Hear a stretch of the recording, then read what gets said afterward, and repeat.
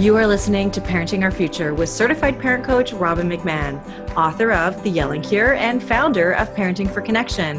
My podcast is all about providing you with the tools and solutions you need in your parenting so you can create the family you always wanted. For more information on my book and other resources, check out yellingcurebook.com. Hello, everybody. It's Robin McMahon here. Welcome to Parenting Our Future. We are celebrating today. It is the 50th episode of Parenting Our Future. And who better to have help me celebrate than two of my favorite people on this whole planet.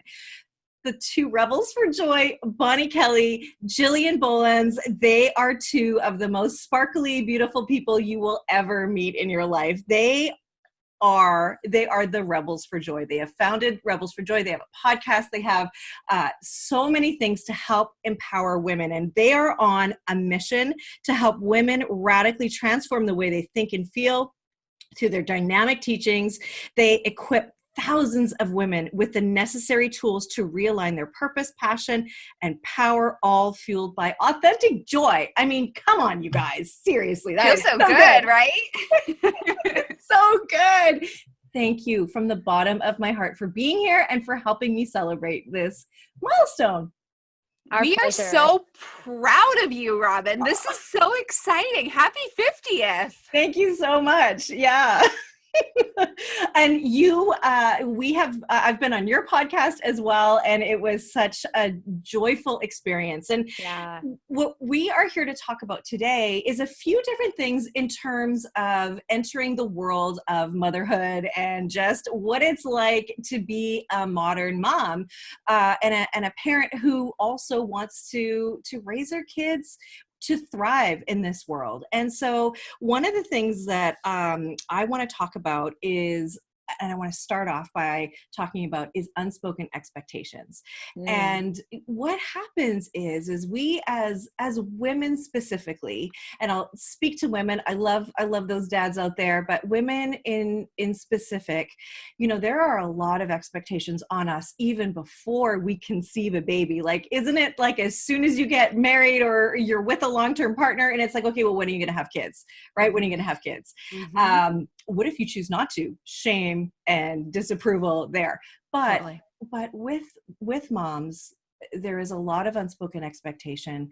And then I want to talk about that, but I also want to talk about unspoken expectations on our kids as well. So Bonnie, can you maybe start by talking about those unspoken expectations that we have as moms and where they come from? What is that all about?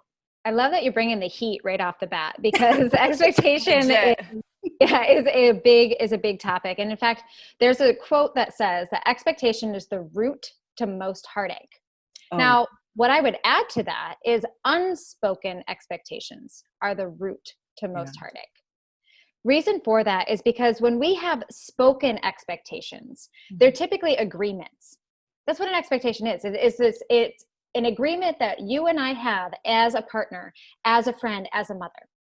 Unspoken expectations typically are ones that are implied or placed upon us without our acknowledgement, awareness, or others' acknowledgement or awareness. Mm-hmm. And so we will have these unspoken expectations of what a father should be, what a mother should be, what a husband should be, what our children should be.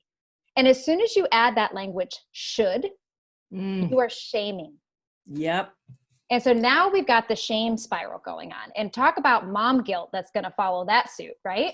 So when I say you bring in the heat, I mean, this is a very heated topic, because it's how well do you, listener, know what you expect of yourself and others?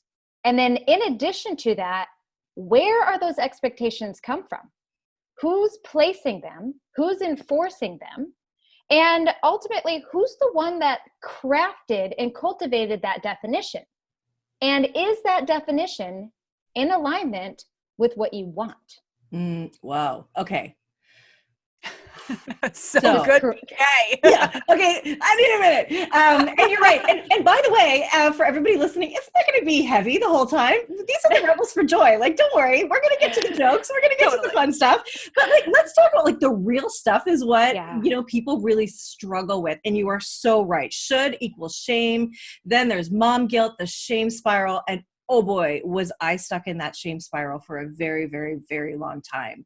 And to the point where I thought maybe I should just leave my family or maybe even leave this earth because I thought everybody would be better off without me. Wow. And that is real. And those are expectations. And it is exactly unspoken expectations. I thought for me that there was a level that I had to achieve, or this unspoken expectation of this perfect mother that I needed to be.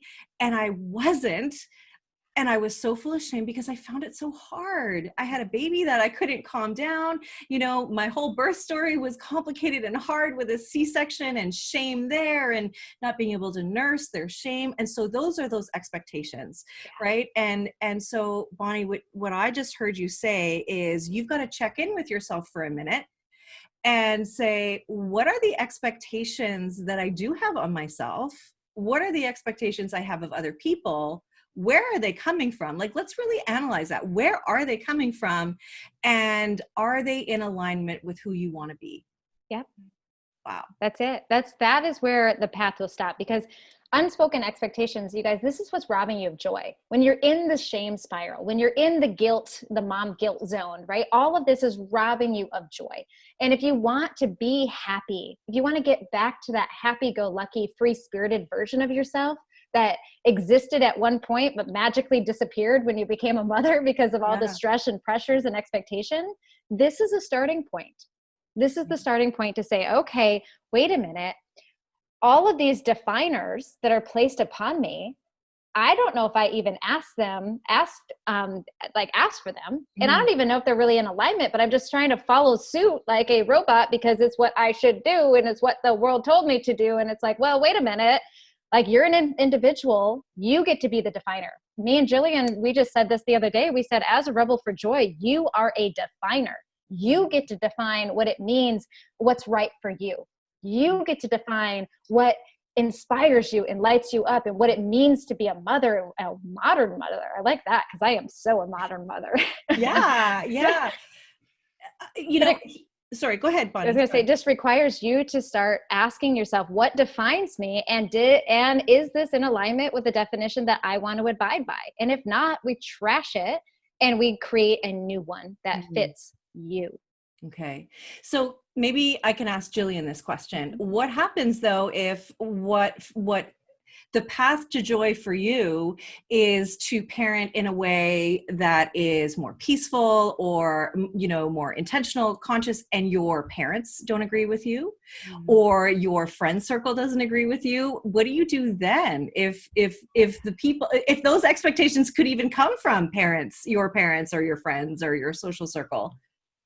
I love this question so much, Robin. And I want to go back to one word that Bonnie said in her answer. And this is where I'm going to really hone in on.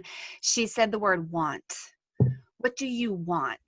And for so many of us, we are conditioned from the outside world, from those expectations that we have kind of thrown on, like that loose sweatshirt that's hanging in the corner, and then the scarf that's hanging over there, and then the hat that somebody else just gave you, so you might as well put on, right? Like, we accumulate these expectations and we don't even consciously realize that we're doing it.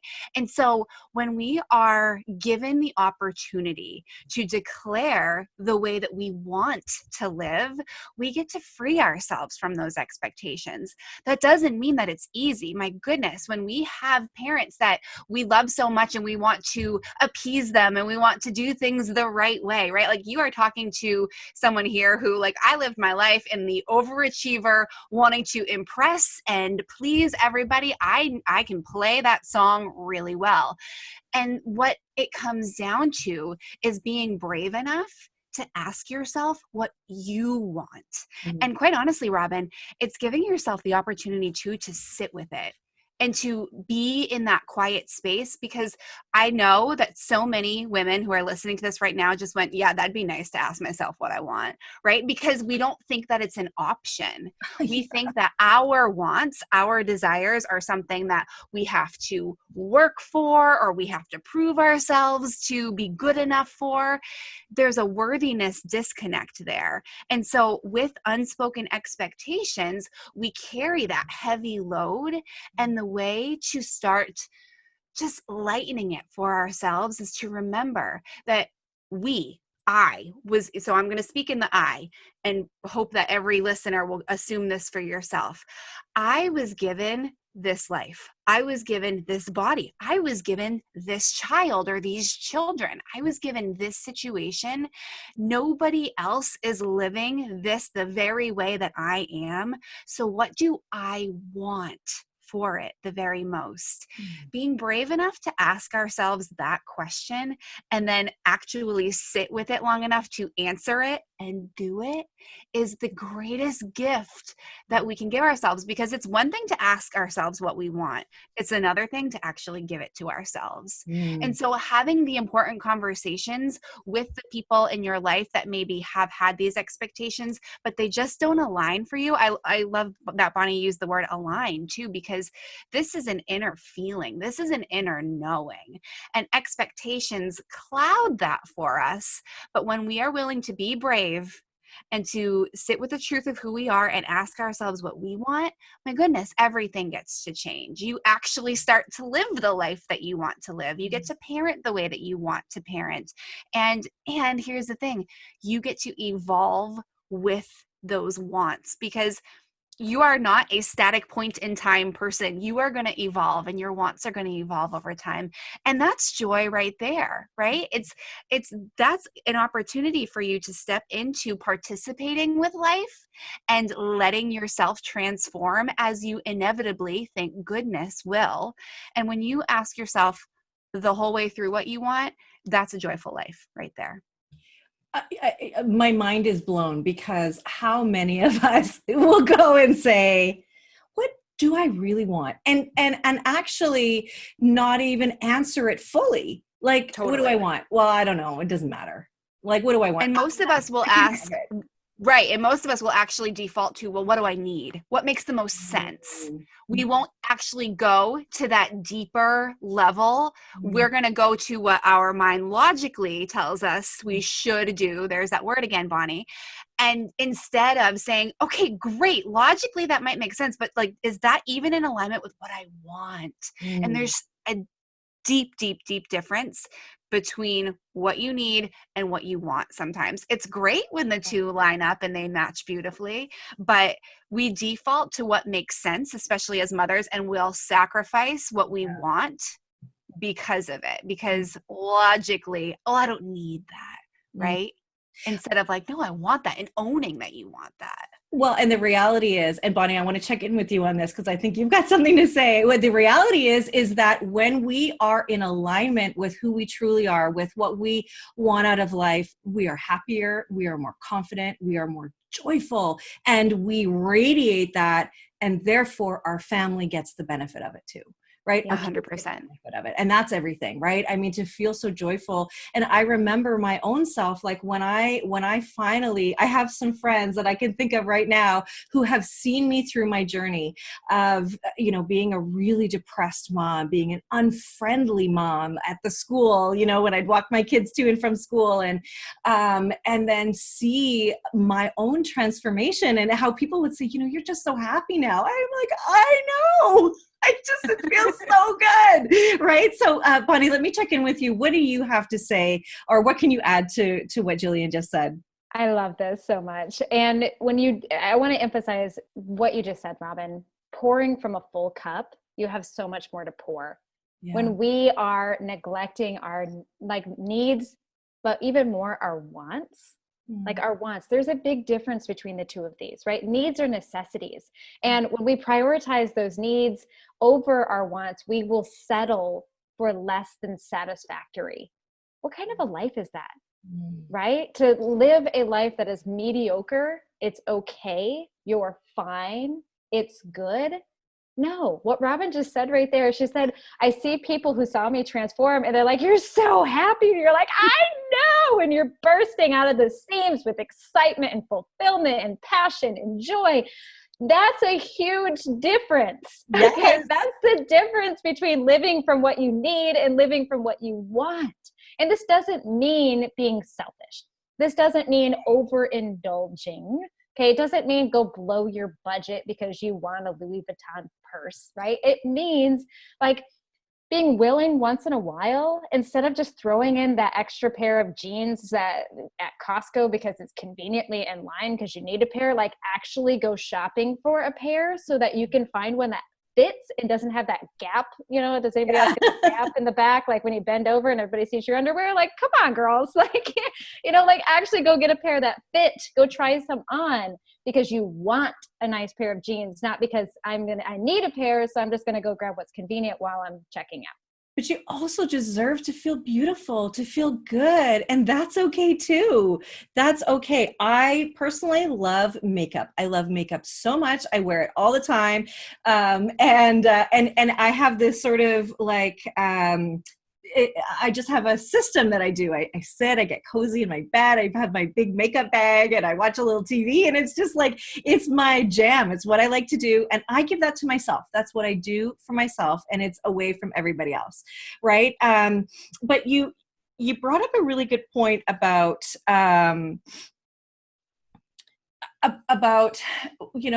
what it is that we're wanting, right? This is not about a Louis Vuitton bag. This is about, but it could be too. It could be too, right? We're saying, what do you want? What does your heart really want? Is it more connection? Is it more peace? Is it more harmony? And then, sure, it can be all of those other things too. But we're sort of talking about everything, right? Like I want more connection with my child, or I want more family time with my kids.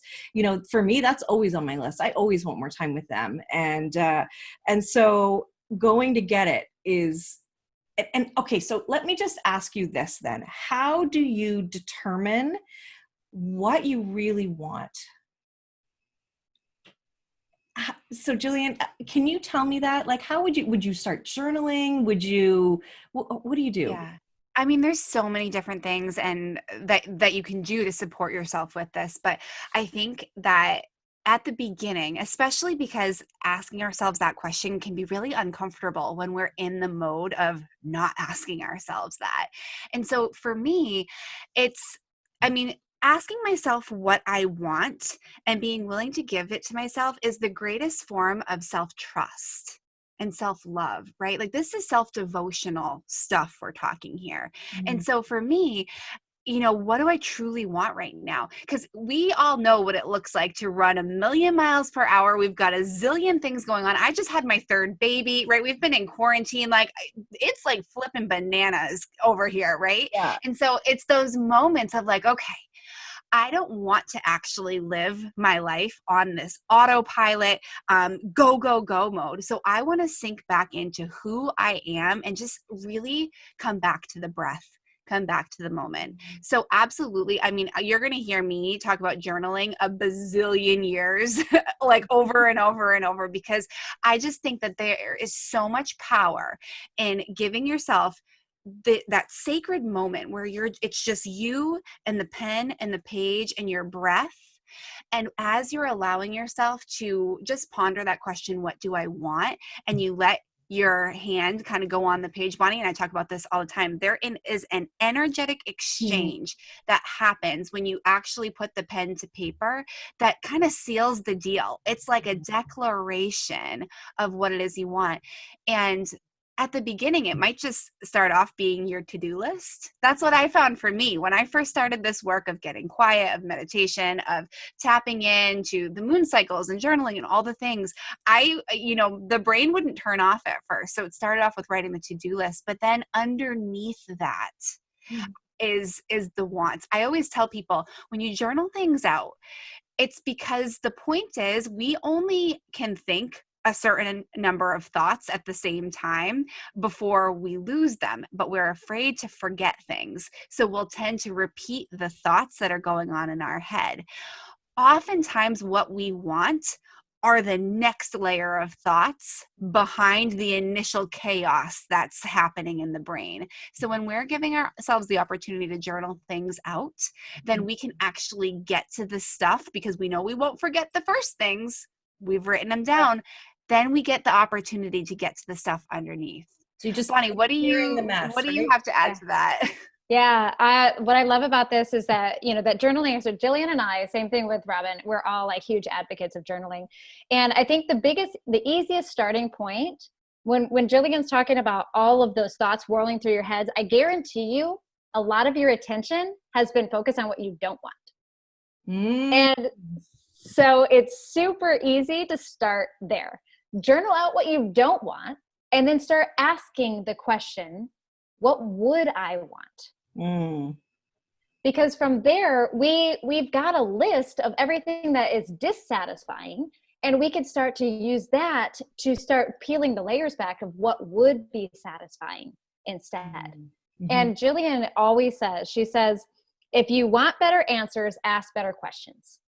Right? If you want better answers, ask better questions. So instead of answering what I don't want, let's start asking, okay, what do you not want, and what would you want instead?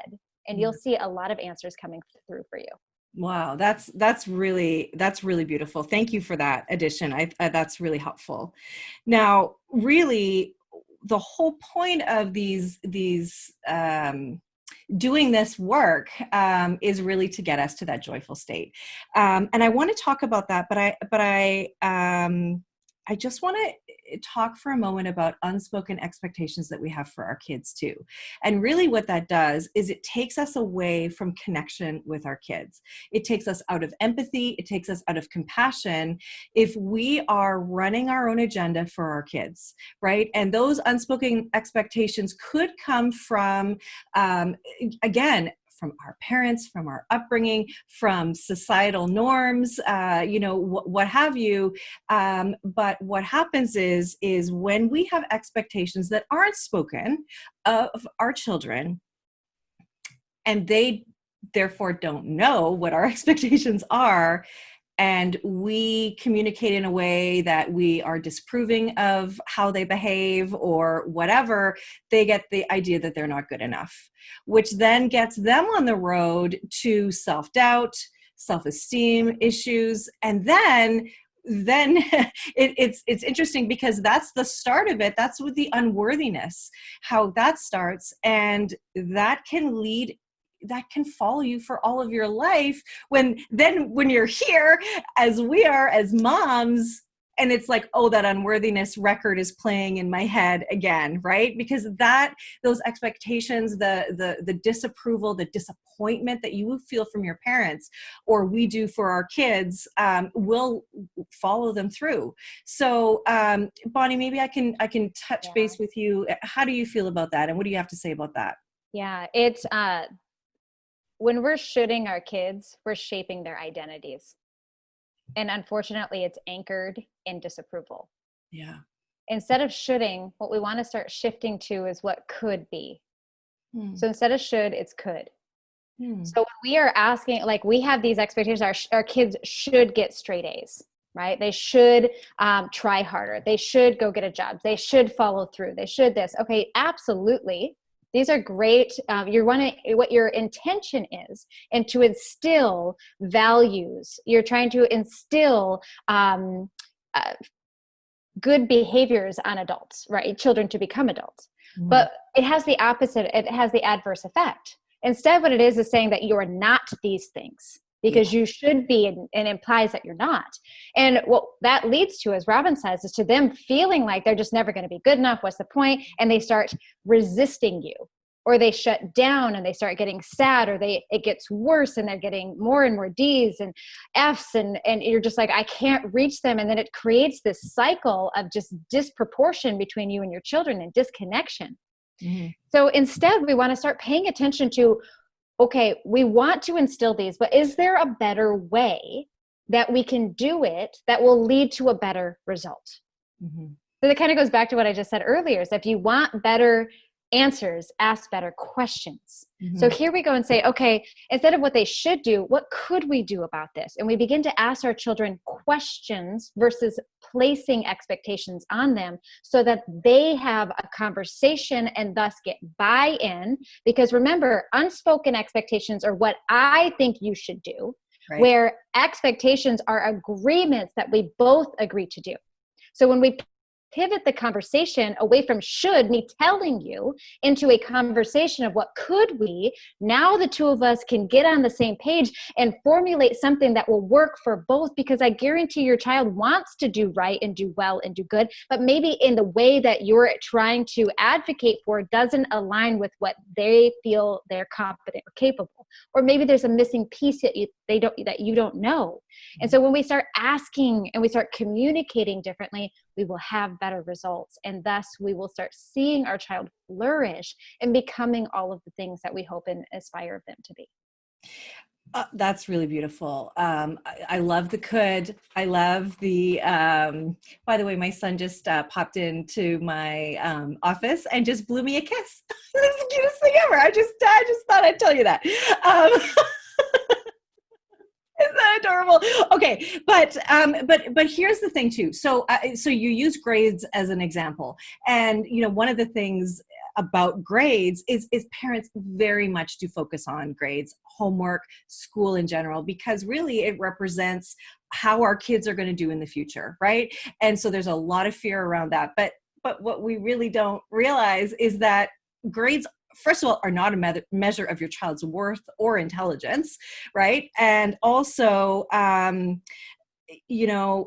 if you only look for those A's, if you only look for the things that you want, you miss the gift that came with the C+, the hard work that came with the C or the D, right? Yes. Maybe that's the best they can do. And so therefore you use that as communication. You use that as looking at a symptom, like, okay, so you've got a D now. What's that about? How can I help you? How can I support you?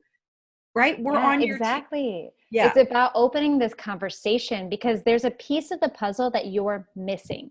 Yeah. Right? It's about recognizing that they need something that you're not aware of. And by you just pointing it out or, trying to push them or encourage them to do better or be better, mostly because out of your fear of what this could be or what this will amount to, then they're picking up on that energy, right? It's like your vibe is attracting, their responses. And what we want to do is we want to open a more constructive dialogue where they feel safe to talk to you about this, exactly, where they feel encouraged to come to you with like, hey, I got this D and you know what, I'm feeling really disappointed. I'm feeling really discouraged about it. I think I want to figure out a better way to do this. I mean, that would be the greatest gift in the world. And it can happen. And I know some moms are like, that's not my kid. And maybe it's not, but when we ask better questions, right? When we start to really saying, okay, what could be different? How could we approach this? What do you think is missing? What do you think that you need? And we could start to get more information. We gather information, get curious. Exactly. Yes. Get curious. I always say, you can just say, how come? Like, how come? Like, why is this like this? How come? Right. And here's what I know without a shadow of a doubt is that our kids do want to please us. And if we run our own agenda in a way that is disrespectful of their own wants and needs, there are a lot of kids that will put their dreams aside because they want to please their parents. I hear it time and time again when I'm working with parents and we're talking about their childhood, right? Because when I work with parents, we start at the beginning. We started their childhood before we go into their parenting. And so many people I know just want to please their parents. They will take on careers that they don't like because they were shamed or criticized into having that kind of career. So do you have anything to add about that, Jillian? Yeah, I have actually two things that I want to add. Bonnie was talking and just all this like emotion was flooding up over here. And I want to kind of bring a different perspective to this. Let's talk about the grades, right?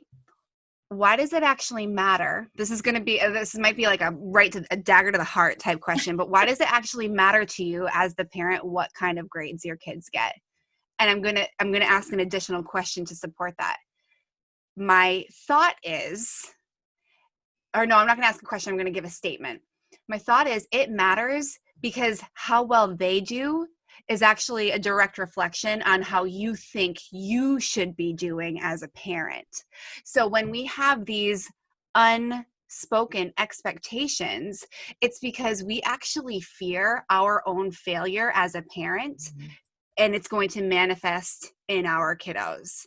And that's really deep. And that's where we get to sit and do our own internal work rather than projecting our expectations onto our kiddos.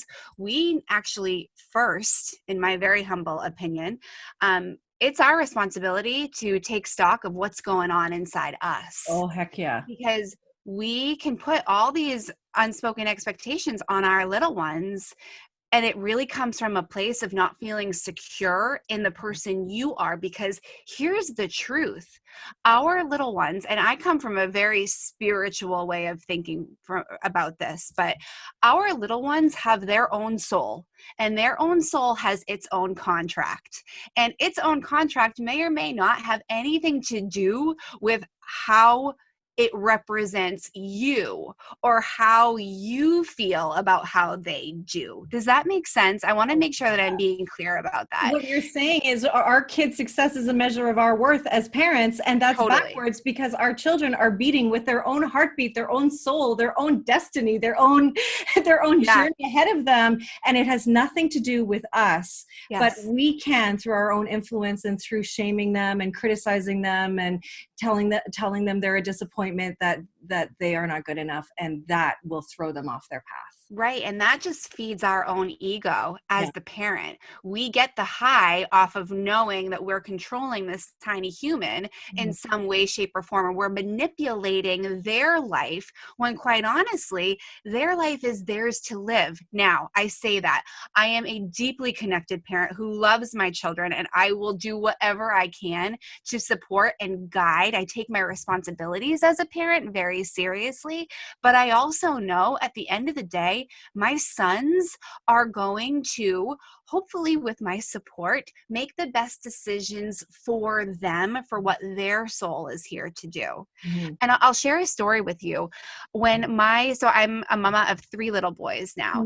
And when my oldest son, I was kind of having my spiritual awakening as he was stepping into like the 1, 2, and 3-year-old time frame of his life. He's going to be 7 this Saturday, so he'll have just turned 7 by the time this 50th episode releases for you, Robin. But he was 1 year old or something, and he scratched me, or so, like he kind of like batted at me a little bit, and he hadn't done anything like that. And I said, Mama is not happy about that. Mama is not happy about that, right? And so, okay, maybe perfectly fine response. However, what then happened was for the next several weeks, anytime he did anything, he looked at me and say, Mama happy? Mama happy about that? So I taught that little boy that his actions dictated my happiness, right? Let me tell you, I've cried a lot of tears about that, and we've done a lot of work about that, because guess what, folks? His actions should not have anything to do with my happiness. My happiness is cultivated in and of me, right? I am in charge of my own joy, and his actions, yes, my human may have a response to them, but what he does or doesn't do should not dictate my worth, my feelings, my emotions. And I don't want him to grow up feeling like he's in charge of my happiness. Yeah. And so this is why, to your point of the unspoken expectations, we get to be, I underline the word, we get to be super clear, super communicative of the expectations we have. And hopefully we are checking ourselves before we're wrecking ourselves, that our expectations are actually in alignment for the greatest good for them and not to stroke our own ego. Yeah. Because to think that my little boy was going to learn that his actions he needed to behave a certain way and that was the only way I was going to be happy, you've got to be damn sure that I did a lot of work to rewrite that, because that's not his job. Right. That's my job. And it's my job as a parent, I feel, for him to know that. Well, and I love that story, because what happens with our kids is they're egocentric, right? So he's gonna say, "Oh, I hurt mom. That was bad. I'm bad." Right? Exactly. I'm a bad Exactly. person. And that's not what we don't want that record playing in their heads. And one thing that I want to add about this whole topic is, and I think we're doing a disservice if we don't mention it, is that, our parents, of course, have the best intentions, but a lot of this is fear.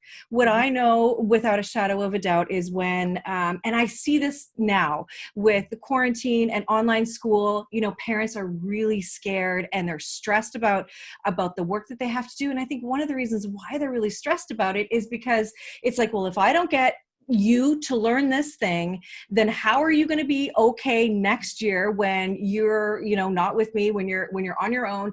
And then if you can't pass this grade 3 math test, then how are you going to do in grade 4? How are you going to do in grade 5? Are you going to be like forever failing? What does this now mean for your future? And then before you know it, you have gone from this moment and you have catapulted yourself into the future where your child is in jail or is a drug addict or alcoholic or whatever, right? Like we are not in this moment, and we need to remind ourselves that that's fear talking. Yes. We don't have the future to rely on, and that it's okay. And I'll tell you, as a mom who has my oldest is going to be 15 soon. So I've been doing this for a little bit longer than you guys have, and some of the parents that are listening. And I know there's help for them along the way. Like this will not define your child. This moment doesn't define you as a mom or your child.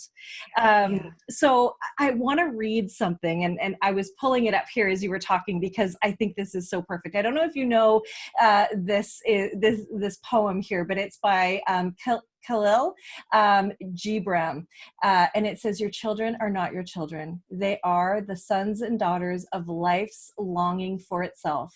They come through you, but not from you. And though they are with you, yet they belong not to you.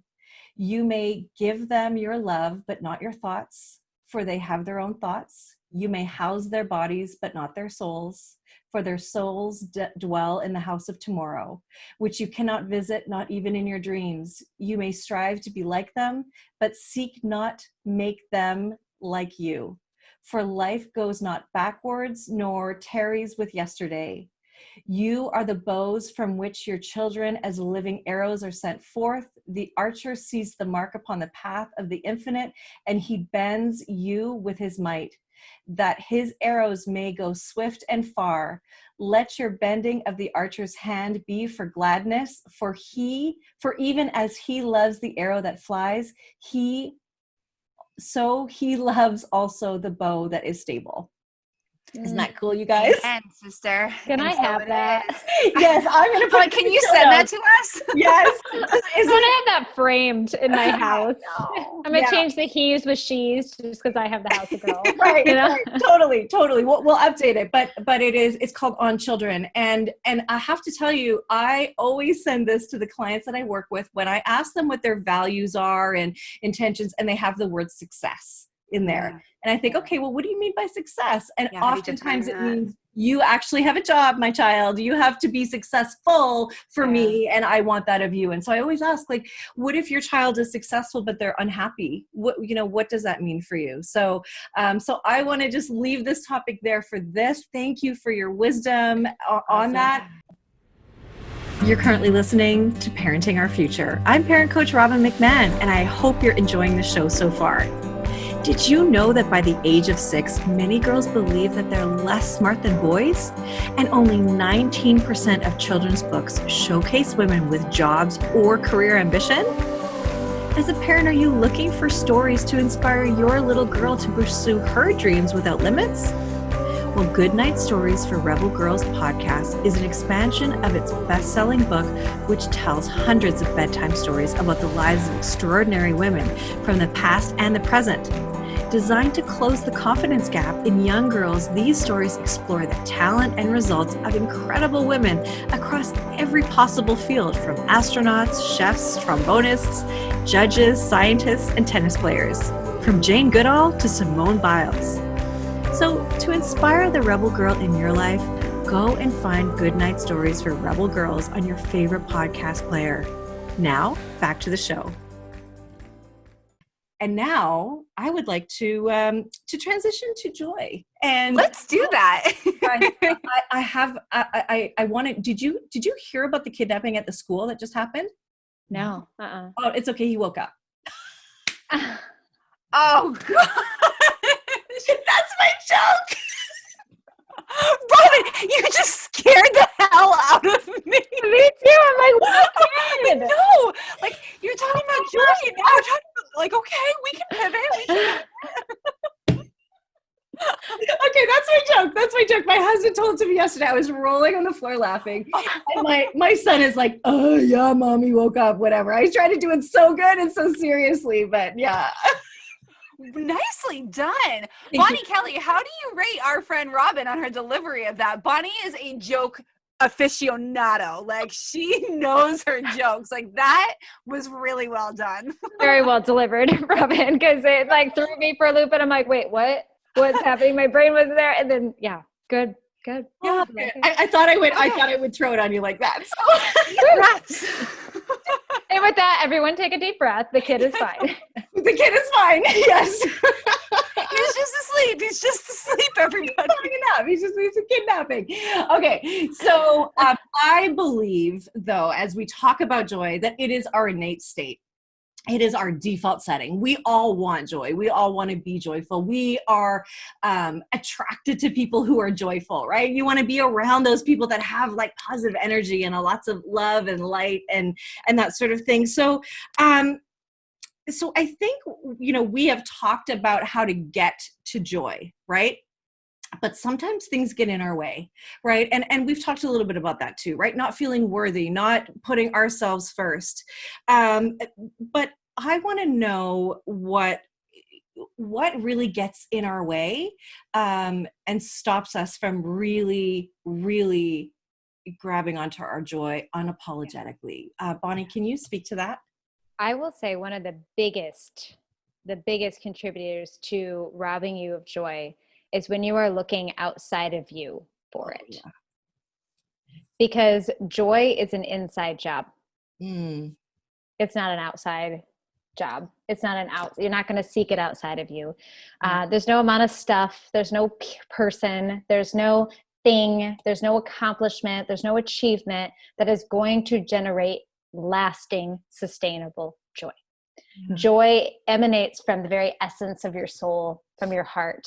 It is from the very pits of your being.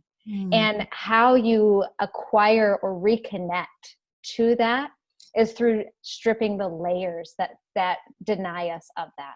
The conditioned layers that we were taught with, the hurt and pain that we have experienced and we've held onto, the limitations that were placed on us or we've placed upon ourselves, the insecurities, the fears, the doubts, the all of the behaviors that we've developed as a result of our experiences and conditions. These are the things. I know that's a lot, right? Because we're multidimensional beings, but these are the layers that we want to start stripping away to really get back to the truth. And the truth is that you are an amazing and deserving and powerful and divine and creative and soulful person. And that your joy matters. Right. You matter. And when we can remember that and we are willing to bravely, I'm stealing Jillian's word here because she said to bravely be willing to look inwards. Because most of us, we've just basically packed everything into nice boxes and they're all stacked up against the side, but now the garage is so full that you can no longer get in it. And it's just like, well, I'm just going to go build a new garage versus unpacking all the stuff in the garage because it's just easier to build a new one. No, you guys, it still takes work. But just know that when we start unpacking that, we're not always going to like what we find in those boxes. And sometimes what we find in those boxes is that, there's some mice or rodents that got in there and they kind of destroyed some stuff, or, it's destructive or it's decayed, or, it's not always going to be sunshine and butterflies and rainbows. Right. And once we clear that garage, that's where the sunshine and rainbows exist. We have room for it now. We have room to reconnect. We have room to let it shine. We have room to open the doors and let the air in. We've got all of this space. You know, I think of like Step Brothers, right? Where they like made their beds into bunk beds. They're like, there's so much room for activities, you know, like, hopefully I just like did not age myself with that, but I'm exactly what you're talking about. like, because they cleared all this room, they made space, and they're like, wow, look at all this room. I have so much space for activities. And that's why Robin is so joyful, is that you did the work, right? You had to start unpacking the garage. You stopped looking outside of you for the answers and started looking inside of you and saying, okay, what do I believe? What do I perceive that is robbing me of joy? Jillian and I came up with this analogy. We say, look, if you want more joy, you need to create a better peanut butter and jelly sandwich. Okay. Because it's our perceptions and beliefs that lead to joy. So PBJ, right? Like, it's like, if you want more joy, perceptions and beliefs need to be in alignment with the joy.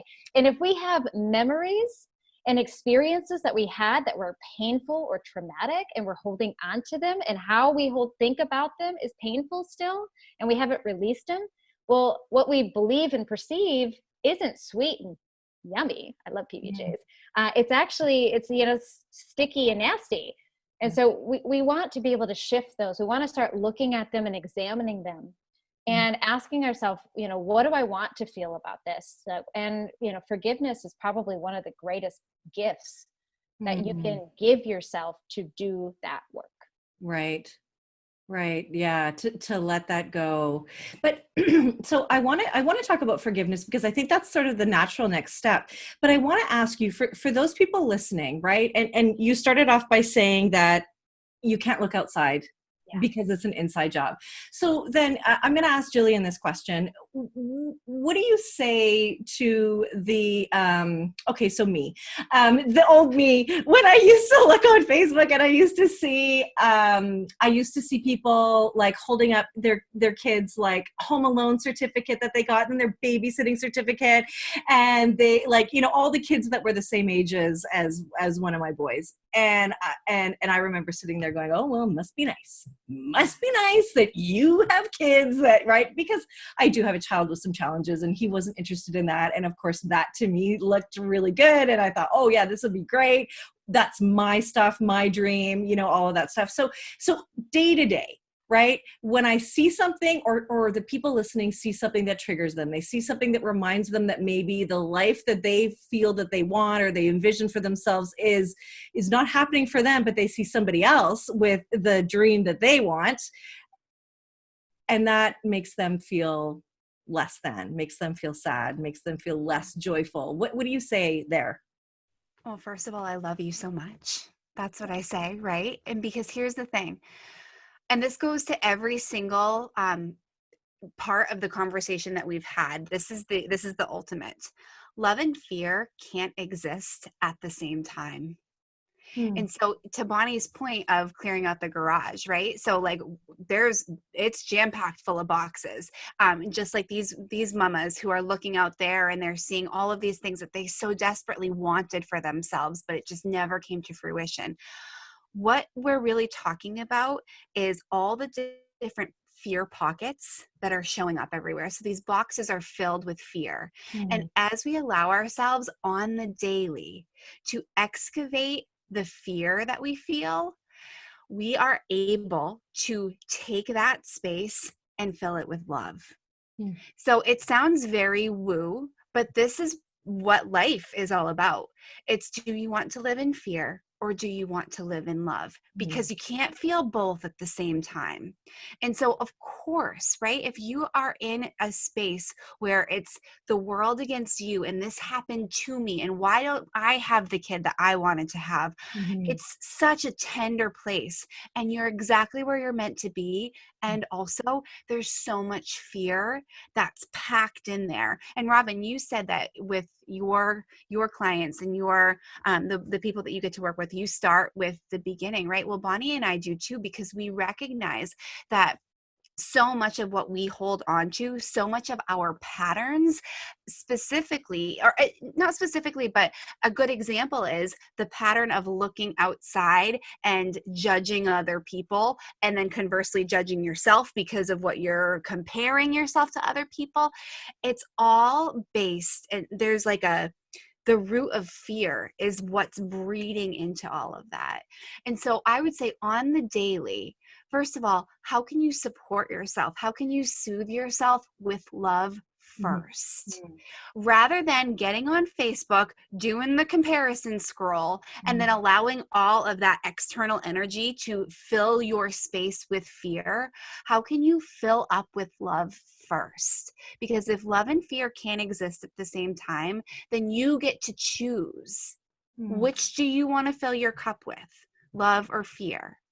And so going down the patterned road of these people have what I want, it's a hard pattern and hard programming to break. But at the core of it, what you're asking for from yourself is more love.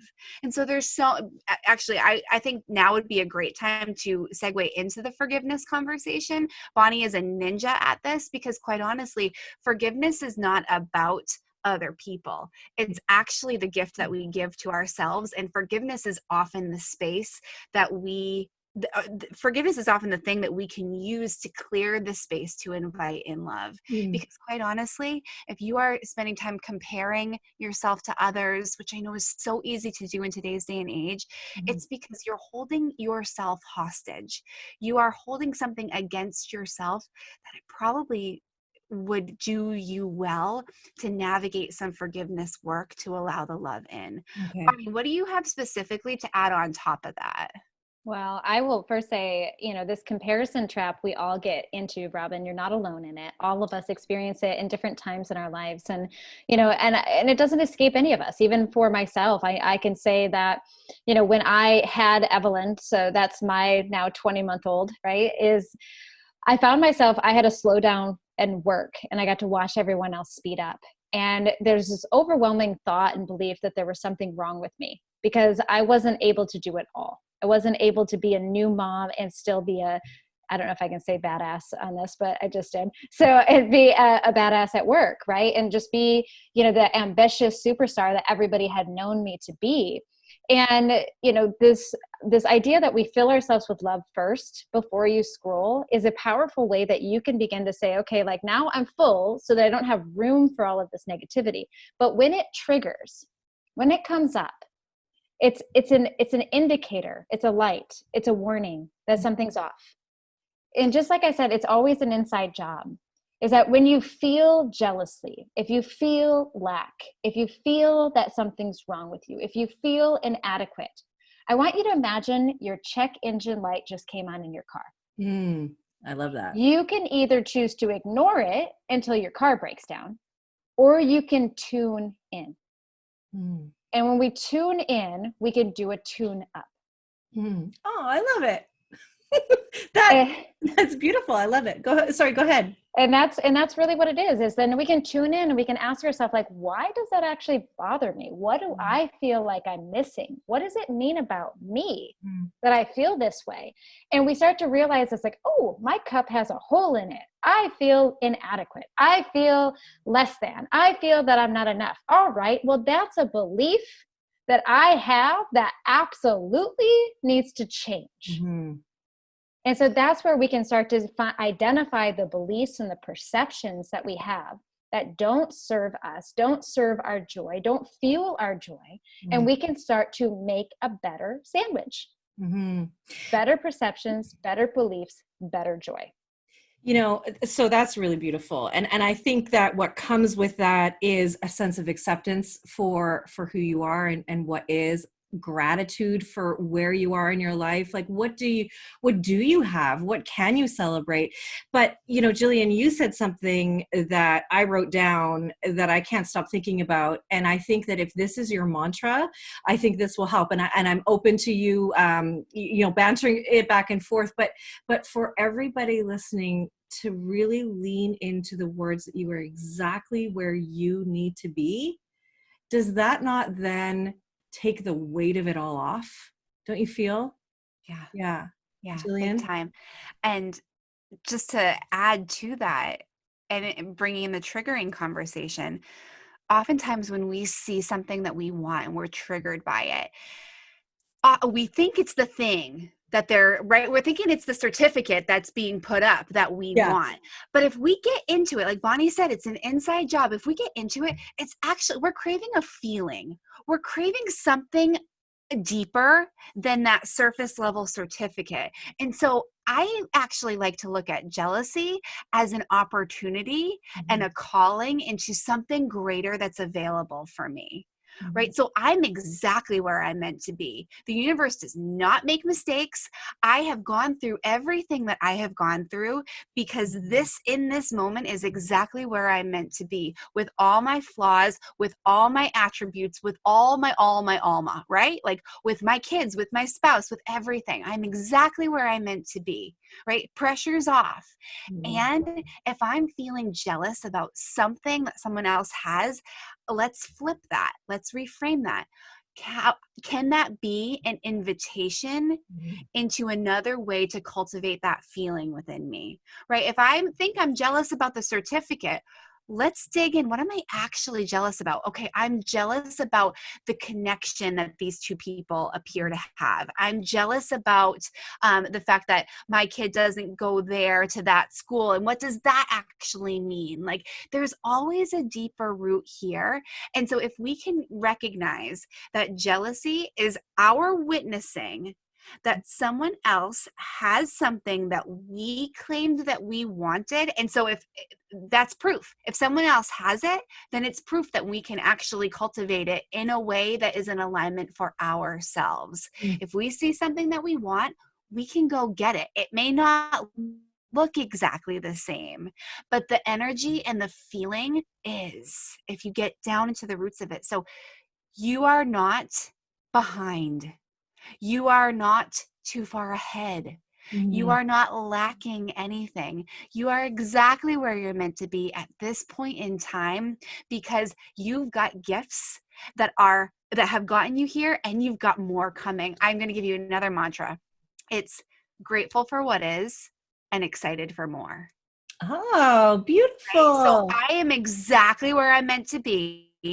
And Robin, you said, let's bring in the gratitude, right? I'm exactly where I'm meant to be. And I am so grateful for all that I have. And I'm excited for more. And I'm going to look at each of these women that I have been jealous of in the past and ask myself, do that deeper digging and say, what is it that I actually want out of that? Look at how we're intertwining every single bit of this conversation, right? What is it that I actually want that she is putting out there that now I know I can go get? It may not look exactly the same, but that feeling, if she can have it, I can have that too.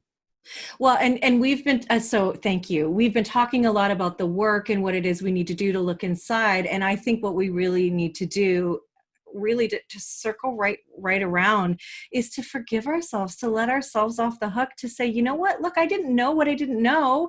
Totally. And that's okay. And so Bonnie, how do we start that forgiveness work? How do we do that? Yeah, forgiveness is a big topic, and it's one of my favorite things to really talk about, because there's so much misinformation out there about what forgiveness is. And, I think the first step when you ask, like, well, how do I really step into forgiveness, is to recognize what forgiveness isn't. Forgiveness isn't something we do for anyone else with the expectation to receive anything else. Right. What forgiveness is, it's a gift we give ourselves for us to receive something within ourselves.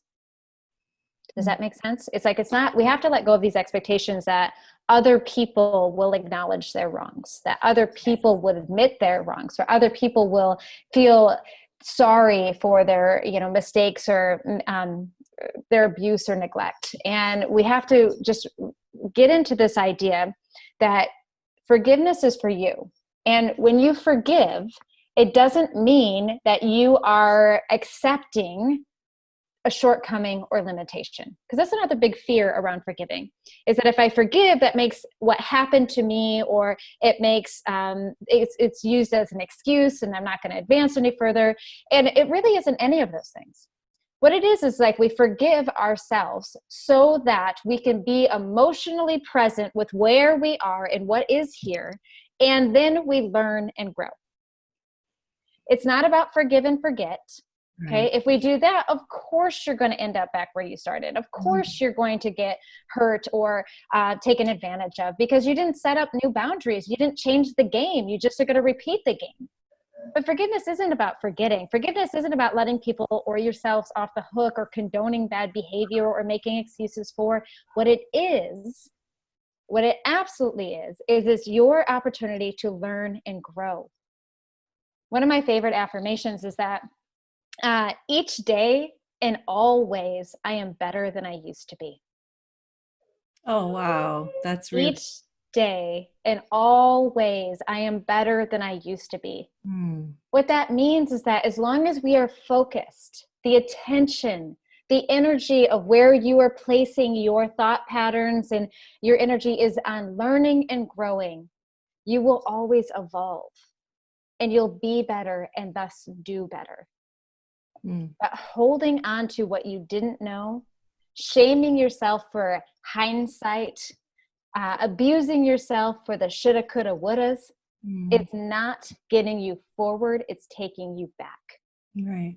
Right. And what we want to do is we want to ground ourselves fully present and here to start to have understanding for our shortcomings, to grant ourselves grace, to drop the dang expectation bar down to a realistic standards. Moms, I'm talking to you. Drop the perfection bar down to a livable, reasonable standard. You are perfectly imperfect. You are flawed. You are going to make mistakes. You are going to screw up. You're going to hurt other people unintentionally. And you want to learn and grow so you don't make the same mistakes. But when we shut down, when we disconnect, when we disengage, because of this fear, because we're hurting, because we're not willing to forgive, because we fear we forget, all we're doing is we are perpetuating the life that you do not want. We are perpetuating the disconnection from our children. We are going to set them up. We're teaching them that it's like when you have pain, you stuff it down and you don't deal with it. And, and then you just put on that beautiful mask and that pretty face and pretend it's okay. That isn't joy. No. And it's not sustainable joy. So the very first step is to recognize what forgiveness is and isn't, Robin. It's all about realizing that forgiveness is a process. It's a practice. And it's forgive, learn, and grow. Wow. And if your audience wants help, girl, like they can have my forgiveness letter. It's like a 4-part letter that we designed to take them through the actual practice of forgiveness. And I use this letter, Robin, thousands of times on my healing journey, thousands of times. Yeah. Because I had to forgive a lot of past pains, including sexual trauma, physical abuse, neglect, and especially myself. Because of all the abandonment and abuse, I made a lot of mistakes and I caused a lot of damage in other people's lives and myself that I had a lot of shame and guilt around. And so this letter is what I use to free my soul and find that lasting joy. What a beautiful gift. Thank you so much. Yeah. Wow. Yes, we will take that and use it. That is really beautiful. And, the thing that sticks out to me in all of what you've said is grace. Just having grace for yourself. Like, it's okay, we make mistakes. That actually is the human condition and is what it is to be human, is to make mistakes, to have failures and missteps in life. That is what it is. And that's some grace and self-compassion for yourself, right? So I just want to thank you both so much. Look, we could talk forever. We could talk for a whole day. And we do. We meet up every week. We meet up every week and we talk about all the things. But I really, truly cherish this conversation. I hope everybody listening loved it and as much as I did. And we will put the link to that in the show notes. Also the link to get in touch with you guys because you are so inspirational. I want to thank you so much. Let me just ask you both really quickly, what is the one thing you would like our listeners to know? Jillian, I'll start with you. We hope that you live your life to a standard of joy. Bonnie just said, lower that standard expectation, that perfectionist expectation that you have for yourself. And what we would love for you to live is in that most joyful possible state. And it's going to look different each and every single day. But this is what we are constantly working toward for ourselves, is to live our life to a standard of joy, not perfection, not external validation, not what our parents wanted, not based on what our kids do. It's our own self-motivated, self-devoted, that doesn't make sense, but like it comes from a self-devotional place, standard of joy. Oh, beautiful. Thank you. And I will add to that with let joy lead the way, right? Joy is the indicator. It's going to be the point in time. It's like, are you on track with your joy or not? Let joy lead the way. And if you're not, that's your opportunity. It's your gift to start asking questions, to unpack what's in this box and why does it have so much power over me? Why is it leading to such a disconnection and such chaos and controversy? And what do I want? What would bring me joy instead? Like, what could be replaced with this? And when we follow that joy, it's going to lead us and continue to lead us to that place that is not only good for us, it's good for our children, it's good for the world, it's good for the planet, it's good for everything. And we deserve it. We are abundant beings. We are joyful beings. That is what we deserve. That's what we all can work towards because we are worthy of it. Thank you so much, beautiful ladies. Jillian Bolens, Bonnie Kelly, beautiful women, and thank you so much for being here. Thank you. Our honor.